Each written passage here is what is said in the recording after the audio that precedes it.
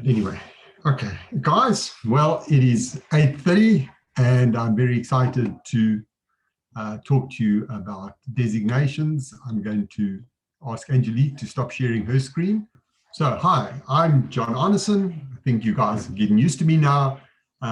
Also, in the background, we've got Andy Reinecker, and Andy is the guy that looks at all your questions. Please feel free to type questions that you might have. And he will stop me at any point and say, hey, John, we have a question, and I will deal with that question. So he keeps me honest. That's what Andy's job is. So, yes, Andy. Yeah, keep me honest, Andy, please. So this is the 4th in this series, and we're going to hopefully do about 20 this year. You might, just to remind you, we've recapped on the minister's determination. It came out on the 24th of December on the NQF. Very important. If you didn't see it, go watch it or go get it and watch it. Then we spoke about what we expect in the new OQSF policy document, the new policy document from the QCTO on their qualifications. It should be coming soon. And then last week I spoke about professional bodies in the context of the South African post-school education and training system.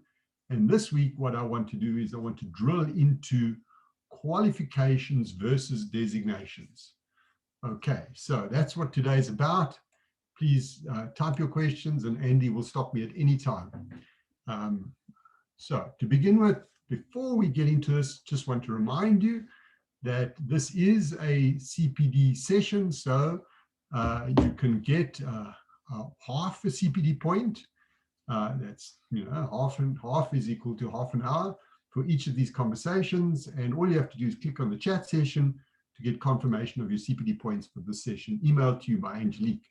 And if you attended the previous ones and you want to get that evidence as well, I'm sure you can send Angelique an email and she will also give you that confirmation. Fabulous. So let's get into the meat of things.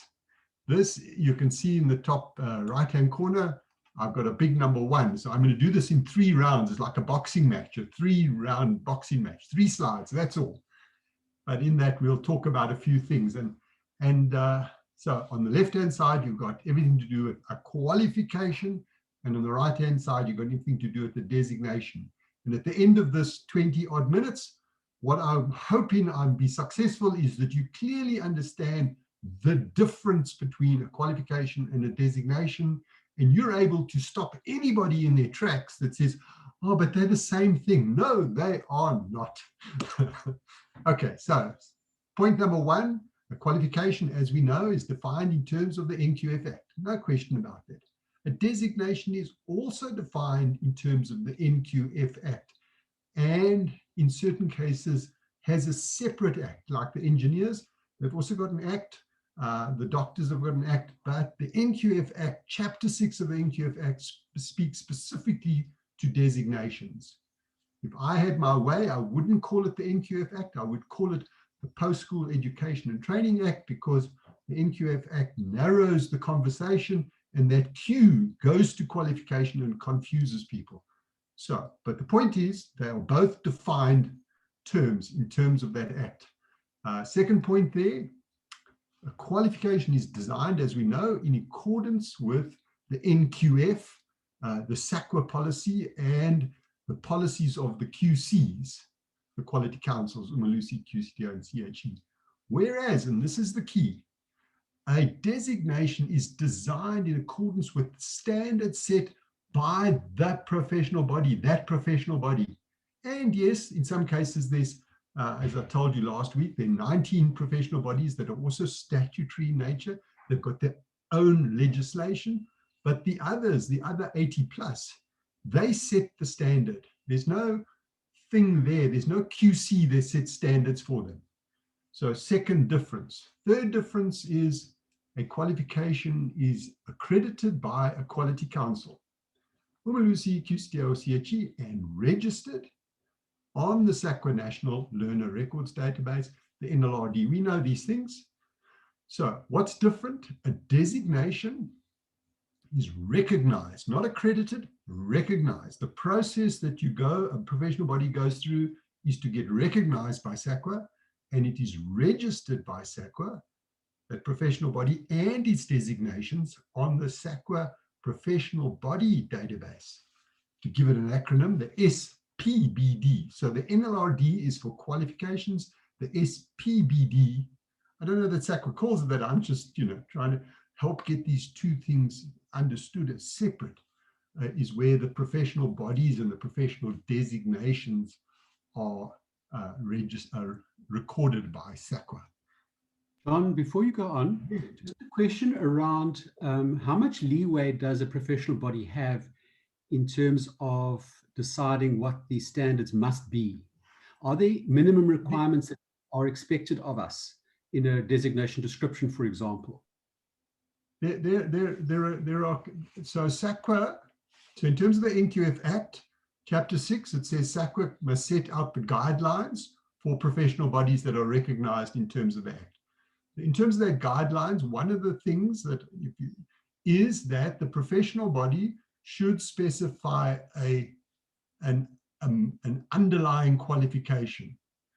They don't say which one or anything, but it should be an underlying qualification. That's a minimum. Then there are other things that SAQA prescribes in its policy, like the professional body has to ensure that that person complies with the code of practice and ethics and does CPD. But beyond that, Andy, it really, and I think this is the essence, if like us, the Skills Development Association professional body, we set our standard for our 3 designations.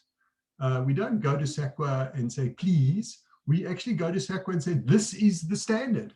And SAQA looks at it and makes sure that it's in line with the broad concept as set out in the Act and in the SAQA policy.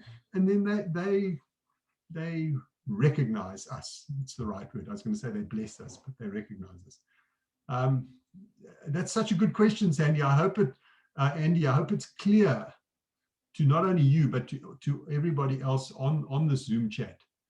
The professional bodies, so SAICA, the chartered accountants, they set the standard. The FBI for financial planners, the FBI sets the standard. What's another example? The auctioneers, there's a professional body for auctioneers, they set the standard. Whereas when we're in the provider space, even whether you are Wits University or a small private provider, you have to comply with the requirements of that qualification, very detailed qualifications as set out by the quality councils. So great, there's big difference. Okay, then going on, the qualification is accredited by a quality council. We know that. Umalusi, a lot of us are in the QCTO space, and some of us are QCTO and CHE space. Some of us also might be schools. I'm not sure who's on the line here. That it's accredited by a quality council, and that qualification is registered on the SAQA NLRD, whereas I've been through this. Sorry, I'm just repeating myself here. The professional designation and the professional body is recognized and registered on the SAQA professional body database. Second slide, round number 2, in getting this idea that these things are different. So a qualification is 120 credits or more. We know in the minister's determination, that Christmas present we got on the 24th of December last year, he set the rule, 120 credits or more. And we should know that 1 credit is 10 notional hours. I think that's important to have in the back of your mind, but because when we talk in the designation space, we talk about CPD points, and typically 1 point is 1 hour. So credits and points, CPD points are different as well. So on the right-hand side, whereas the qualification is 120 credits, a designation comprises the underlying cognate qualification as specified by that professional body, the relevant experience as specified by that professional body, that professional body's codes, code of ethics, code of practice, code of standards, code of whatever other codes that they have, And then the most important thing, not the most, but the fourth thing is that professional body's board assessment. So those four things comprise the standard that a person has to achieve to be awarded the designation. John, just a quick yes. question then. So what do you mean by a board assessment? Because currently we only have one of our designations that requires any sort of a board exam. So what do you mean by a board assessment? Okay, so a professional, okay, yeah, beautiful question. So a professional body in being able to confer a designation on an applicant, one of the requirements is that person must go through a final board assessment. That's a SACWA requirement, and I think it's sensible. Beyond that, it is up to the professional body's board, quite often the board or a subcommittee of the board, to decide what that assessment will be. And we know assessment can mean a lot of things. It can be an exam, but an assessment, as we know, and is often the case, can be a portfolio of evidence. Or in fact, an assessment can be a panel interview by subject matter experts. And in fact, in the ASDSA's case, we are using most, Andy, you're more the expert than me, we're using most of those options. So yes, if we just, let's go to chartered accountants, I think that's the most well-known, one of the most well-known designations in South Africa. They get their underlying qualification, which is an honors degree in accounting and tax and auditing from a university. They go and do their articles, we know that. They have to be a good person, they have to practice the codes. Boy, I'm not an accountant, but I think generally accepted accountant practice, but also the ethics codes. And then to be a CA, you have to pass, I think they actually do 2 board exams now. They are proper exams. And that's what SAICA has decided is appropriate for chartered accountants. It's different for different professional bodies. I can give you a slightly different example. The professional body for business rescue practitioners, quite a new body. Their top designation, you've got to have 10 years of experience, you've got to have an underlying cognate qualification, and they do a panel interview. They put, I think it's about 3 or 4 of their best business rescue, their top members of their professional body, and those guys interrogate the applicant. And if they're against a specific set of competencies, professional competencies, and if they achieve that, they're awarded the designation. So, Andy, I trust that's clearer. Hopefully, if any of the listeners, or not listeners, what do we call them, the people online, have got any questions, they must just check in with you, and we will make sure that we understand. The second point there, a qualification is at a specific NQF level. We know that. Degree, for example, is at level 7 if it's 360 credits. Matric, or the National Senior Certificate, is at level 4. And there is no NQF level for a designation. A designation is not a qualification. And to make the point so clear, SACWA made the decision, and it's the right decision, not to allocate a designation level to an NQF level to a designation. Third point there is a specific Quality Council naming convention. And again, I go back to the minister's determination. And if you're thinking, I don't know what the minister's determination is, check in with Angelique, or in fact, even contact me or Andy. We'll send you. It is very specific what names that providers can use to name a qualification. We know that. We should know that. We don't. We'll find out. On the designation side, a professional body can almost use anything it wants. So in fact, some of our professional bodies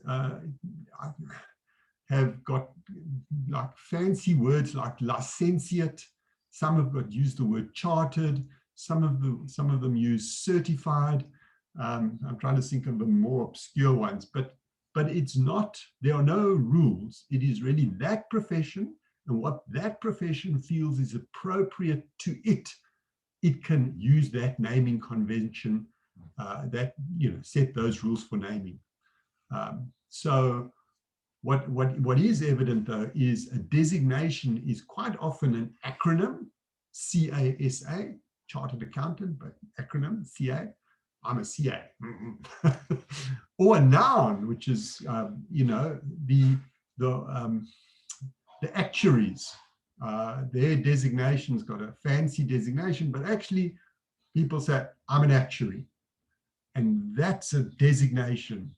That's not a qualification. That's the mind shift I'm hoping that you guys are getting in this quick chat. A qualification has to have a clear purpose and associated learning outcomes, whereas a designation also has to have a clear purpose, but this is the big difference here. And associated responsibilities and accountabilities, and I've got it there in brackets, but maybe I shouldn't have even had brackets, to the public. So a designation that a professional body awards to, like the ASDSA said, John, you can call yourself a Master Skills Development Practitioner. Thank you very much. I have responsibilities and accountabilities to my clients, to the public that I serve, and that is on me because of the designation I hold. The fact that I've got a UNISA higher education qualification, I've got no responsibility to anybody in terms of that qualification. There, I hang it on the wall. Whereas the designation, there is responsibility on me. And that's a big difference between a qualification and designation. And now we're into round number 3. And I've been talking quite a lot more than I expected. There's 4 more points here. In terms of a qualification, we know there are assessment criteria built on the curriculum, defined competencies, learning outcomes. There's formative and summative assessment, all of that. We know that. In terms of the designation, there's a 4-part evaluation, with the board assessment, and we spoke about this earlier, being the final judgment. And I've underlined that word judgment there, because in fact, that's why a panel interview by subject matter experts is probably better than an exam. Sorry, Psycho, because you guys run the exam.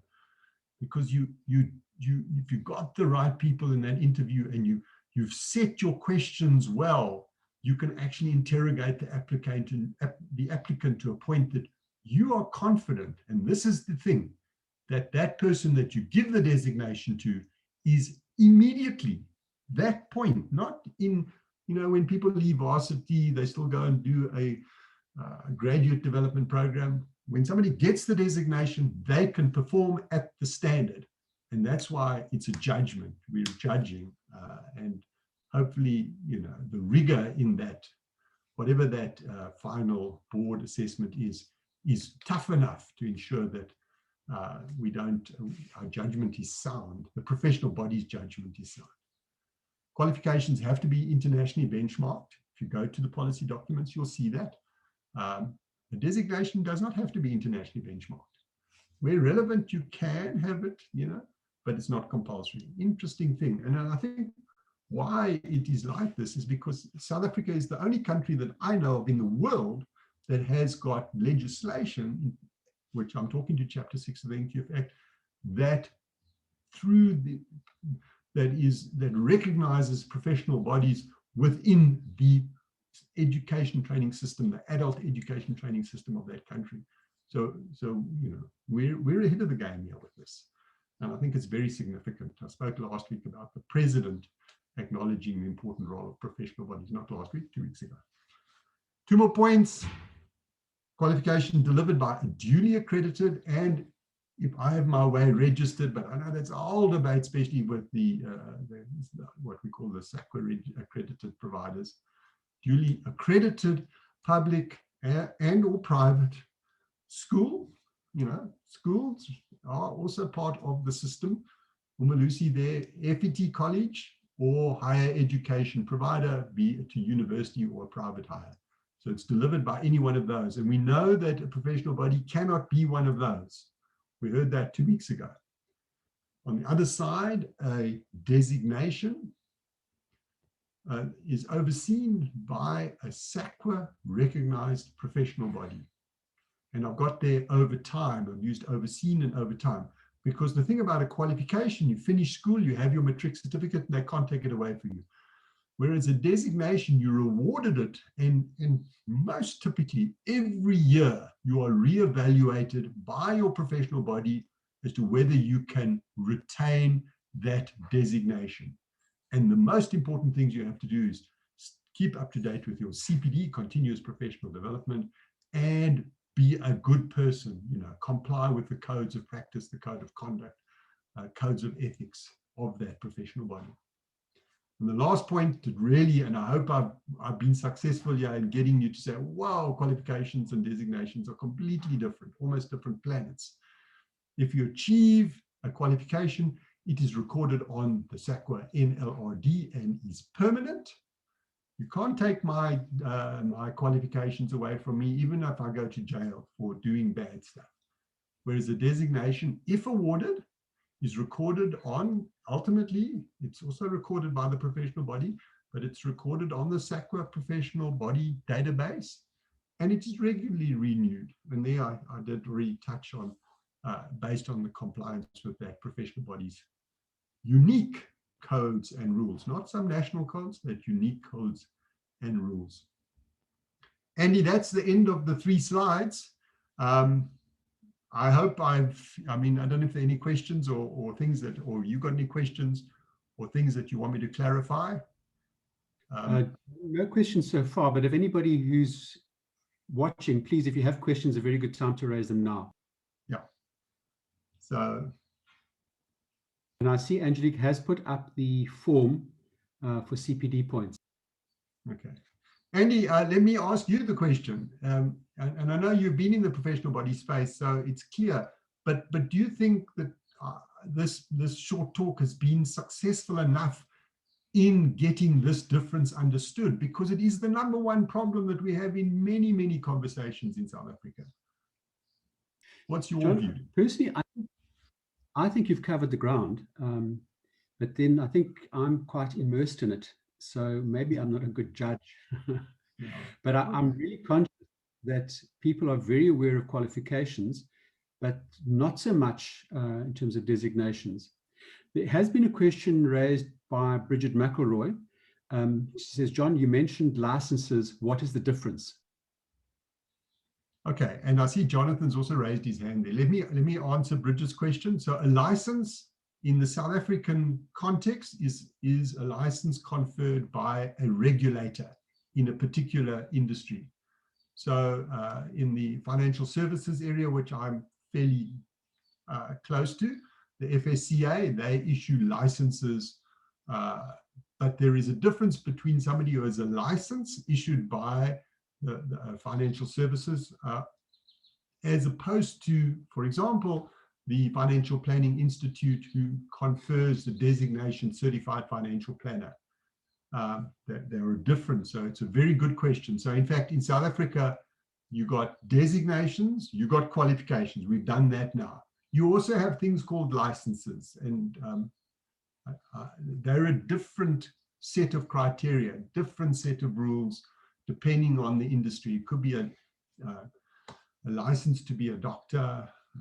That one, you see, there's a bit of an overlap between the professional body and the, because they've got their own lect. I'm trying to think of one where that's not the case. Yeah, another example of the difference between a license and a designation is in the business rescue space. One of my clients, you are awarded a turnaround management, a TMA designation, but to be a business rescue practitioner, you also have to be given a license by that body. SIPC is what it's called. It's the body that looks after the Companies Act. So 2 different things. So if you can imagine what you put up on the wall, if these things were all paper, you would have your degree, you'd have your TMA, a designation, certificate, and next to that you'd have your SIPC license. You'd have 3 separate things stuck up on the wall. That helps, Bridget. Andy, anything else? We've got a couple of more minutes, otherwise we can wrap up. Andy's silent. Sorry, John, that's all. No question. No other questions have been raised. Wow. So thank you very much, guys. That we've now covered professional bodies. Next time, in fact, in April, we're going to look at recognition of prior learning and the many things to do with RPL. RPL is a bit like that word qualification. It means so many things to so many people. And what I want to do is I want to really be as specific and as precise as I can, so that at the end of April, you really understand RPL and all its applications. It has multiple applications. It's not just one thing for one thing only. And I look forward to that. And there, I've also said, if you need this video, you'd like to see it again, or any of the previous videos, please contact Angelique, and she surely will give you the link to the videos. Thank you very much. Thanks, John. Okay, guys. Have a good Friday.